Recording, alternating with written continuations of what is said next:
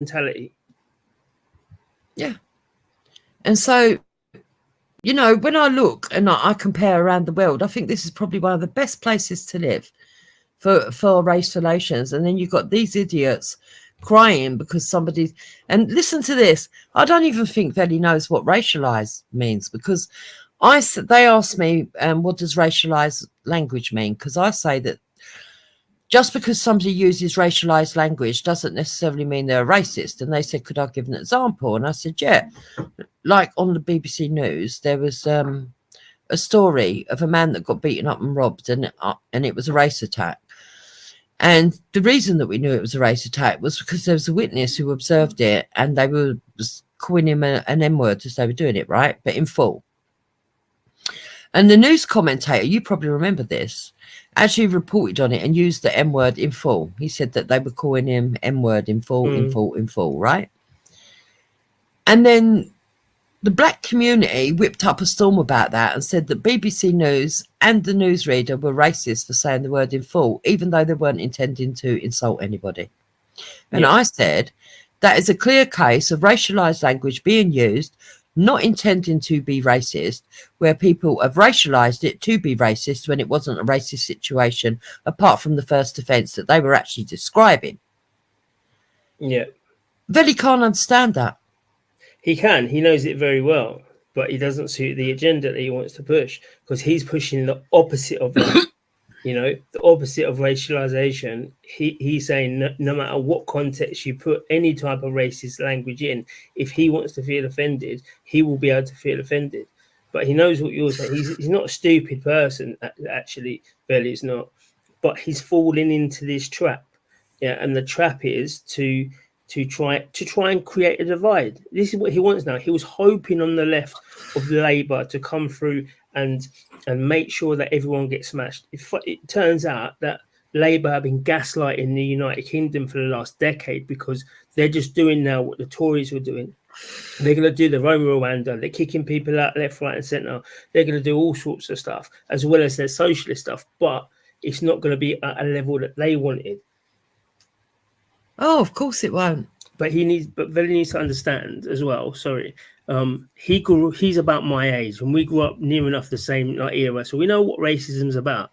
We know what true racism is, yeah. And he seems to forget that, because when he's saying now that anything's racist now, nothing is racist.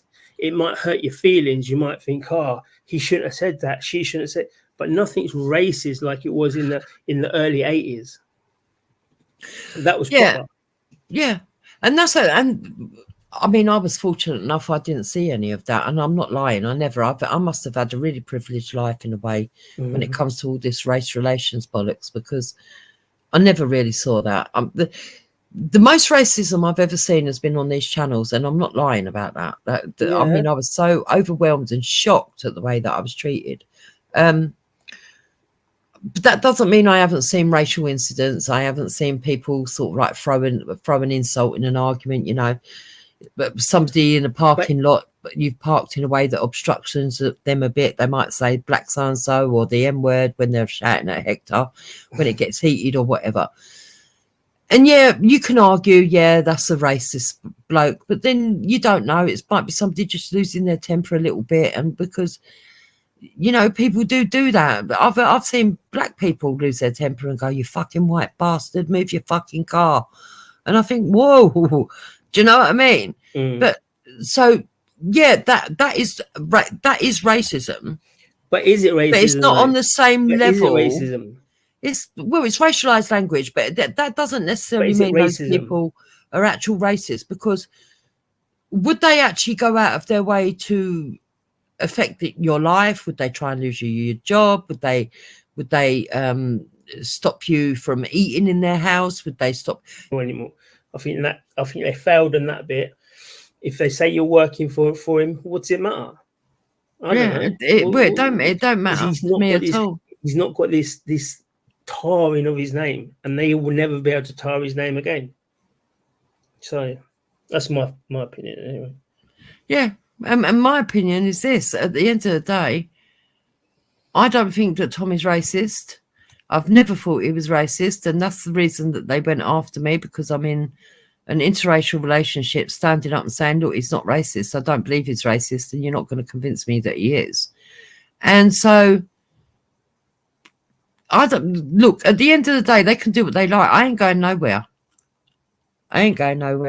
And my opinions are still, I'll still give my opinions and still explain my opinions. And people don't like that.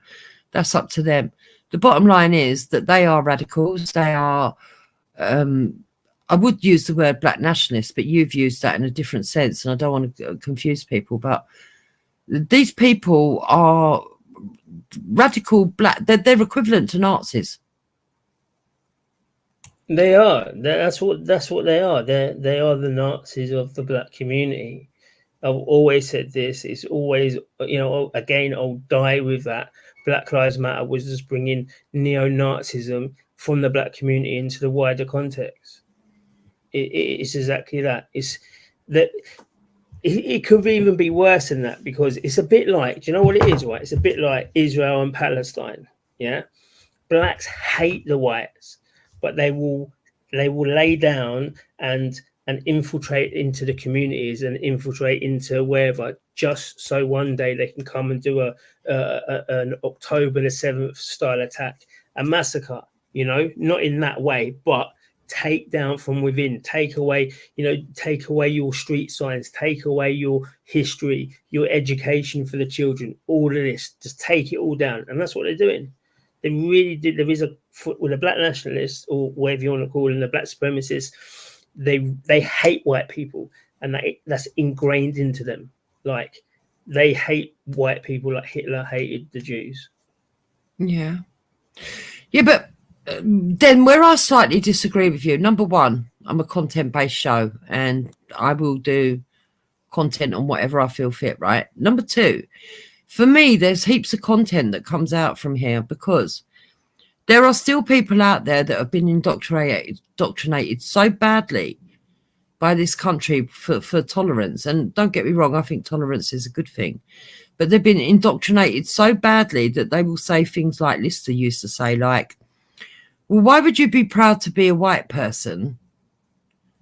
Black people are allowed to say that they're proud to be black because they've been oppressed. And I think, hold on a minute. Number one, no one should be going around saying I'm proud to be white or proud to be black, because really it's not that fucking relevant. It's only a small part of your makeup. But if I was to say that I'm proud to be white, why can't I be proud to be white? Why can't I like myself? If other people are allowed to like themselves, why can't I like myself?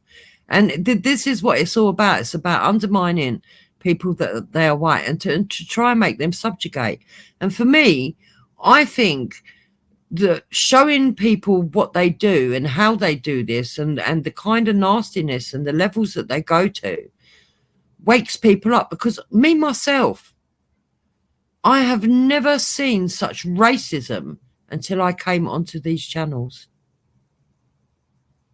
Because white people are almost indoctrinated in this country to believe that only the bad people were the white people. You do actually hear people actually say that. And that's not true.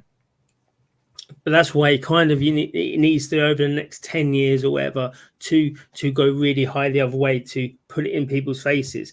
Yes, we are proud to be white. Yes, we have done some bad things, but look at all the great things that's happening. And yes, this is my country. And if you don't like it, you can fuck off out of it. And I know that's going to a lot of people, they're going to be like, well, that's very, very divisive. But at the moment in time, we've got Muslims, we've got all types of people, all the Syrians and all these type of people telling white people to leave the country, telling white people your culture shit, telling white people that you can't promote your traditions, you can't have, your churches or anything like that. So it needs to be a time when people stand up and be intolerant. Tolerance has gone. Yeah, I agree with you. We shouldn't be tolerant for the next 10 years. Let's have a decade of intolerance, because that's the only way people are going to understand. Because Islam and the invading army does not respect weakness. They're not going to come and say, we're not going to take over if you're very kind. You people are tea and biscuits.